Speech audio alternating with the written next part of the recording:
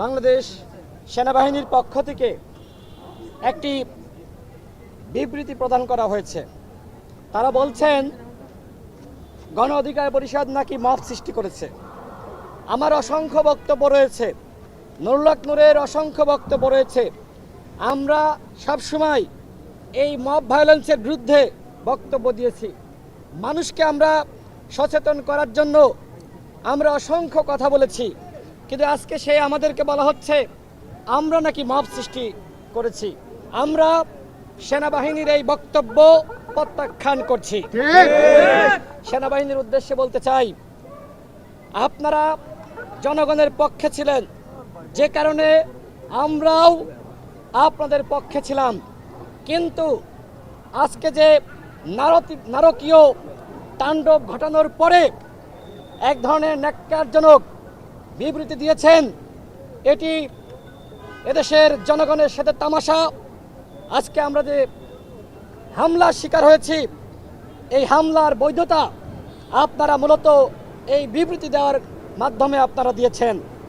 মূলত এই বিবৃতি দিয়ে আপনারা আওয়ামী লীগের দোসর জাতীয় পার্টির পক্ষে অবস্থান করছেন, তাদের পক্ষে অবস্থান নিয়েছেন। আমি সেনাপ্রধানের উদ্দেশ্যে বলতে চাই, এই ঘটনায় অবশ্যই আপনাকে দায় নিতে হবে। যদি আপনি দায় না নিতে চাইতেন তাহলে অবশ্যই আপনি এই ধরনের বিবৃতি দেওয়ার আগে আরো ভেবে দেখতেন। দেখেন, আজকে আমরা এতটা বিমর্ষ, আমরা এতটা আহত, আসলে ঠিক মতন কথা বলারও অবস্থা নাই। সেই বিকাল থেকে আমরা অসংখ্যবার হামলার শিকার হয়েছি। প্রথমবার আমার উপর হামলা করা হয়েছে, এর প্রতিবাদে যখন মশাল মিছিল করা হয় তখন নুরুল হক নূর সহ আমাদের উপর সেনাবাহিনী এবং পুলিশ যৌথ হামলা চালিয়েছে। এখন সেনাবাহিনীর পক্ষ থেকে বলা হচ্ছে যে আমরা নাকি মব সৃষ্টি করা হয়েছে, রক্তাক্ত করা হয়েছে। তখন আমাদের নেতাকর্মীরা তারা কিন্তু জাস্ট প্রতিরোধ গড়ে তুলেছে। এইটা আমাদের জুলাই গণ অভ্যুত্থানের চেতনা। আজকে সেনাবাহিনী সেই আওয়ামী লীগের দোসর জাতীয় পার্টির পক্ষে অবস্থান নিয়ে যে ধরনের বিবৃতি প্রদান করেছে, এই বিবৃতিকে আমরা প্রত্যাখ্যান করছি, আমরা ধিক্কার জানাই। এবং একই সাথে যারা এই ঘটনার সাথে জড়িত তাদেরকে অবশ্যই আইনের আওতায় আনতে হবে। ভারতীয় দালালেরা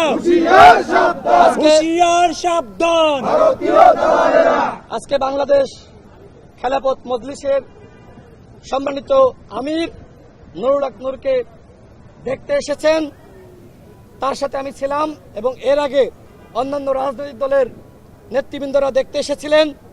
নুরুল হক নূর আইসিইউতে অত্যন্ত সংকটময় মুহূর্ত পাড়ি দিচ্ছে। আমার ডিরেক্টরের সাথে কথা হয়েছে, অন্যান্য ডাক্তারদের সাথে কথা হয়েছে, তারা যেটি বলেছেন নুরুল হক নূরের অবস্থা খুবই খারাপ। তার এই নাক থেকে এই পর্যন্ত পুরোটা ফেটে গিয়েছে, নাক পুরো ফেটে গিয়েছে। তার চোখে ইনজুরি হয়েছে, এই চোখ সে মেলাতে পারছে না। এবং আমি একটি ভিডিও করলাম, আমি দেখলাম যে এই বুকে সেখানেও আঘাত করা হয়েছে। সেনাবাহিনীর বুটের জুতা, সেই জুতা দিয়ে তাকে পারানো হয়েছে। আমাদের নেতৃবৃন্দকে আঘাত করা হয়েছে, আমাদের শতাধিক নেতৃবৃন্দ আহত হয়েছে, রক্তাক্ত হয়ে গেছে, কারোর হাত ভেঙে গেছে, কারোর পা ভেঙে গেছে, কাউকে পঙ্গুতে পাঠাতে হয়েছে। ইসলামী হাসপাতালে চিকিৎসা হয়নি, যে কারণে এখানে আপনারা সাংবাদিক ভাইরা দেখেন প্রায় এখানে 50 জনের অধিক এইখানে ভর্তি। আজকে আমাদের উপর যেভাবে হামলা চালানো হয়েছে, যেটি মামুনুল হক সাহেব বললেন, এইটা আসলে এক ধরনের প্রথম একটা ট্রায়াল। এর পরবর্তীতে অন্যান্য দলের নেতাদের উপরে বা অন্যান্য দলের নেতাদের সাথে এই ধরনের ঘটনা ঘটতে পারে। সুতরাং এই জুলাইয়ের আমরা যে শক্তি, আমাদের সবাইকে একতাবদ্ধ হতে হবে। আওয়ামী লীগ এবং জাতীয় পার্টি বাংলাদেশে রাজনীতি করতে পারবে না, এইটা আমাদের জুলাইয়ের ঘোষণা ছিল। এখন আমরা স্পষ্টভাবে বলছি, সেনাবাহিনী যদি জাতীয় পার্টির পাশে দাঁড়ায়, আওয়ামী লীগের পাশে দাঁড়ায়, তাহলে কিন্তু এই সেনাবাহিনীর প্রতি মানুষের যে আস্থা বিশ্বাস ছিল সেইটা কিন্তু আর থাকবে না।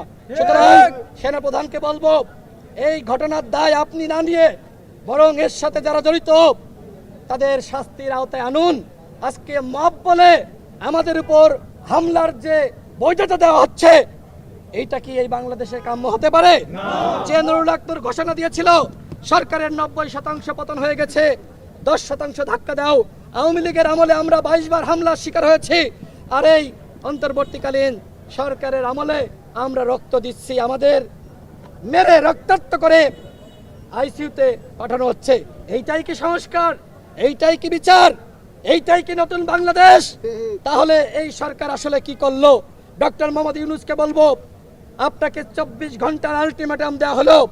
এই ঘটনার সাথে যারা জড়িত সেনাবাহিনী এবং পুলিশের যারা জড়িত তাদেরকে বিচারের আওতায় আনবেন। একই সাথে আইজিপি এবং ডিএমপি কমিশনার এই দুজনকে অবশ্যই পদত্যাগ করতে হবে। জয় পুলিশ বাণী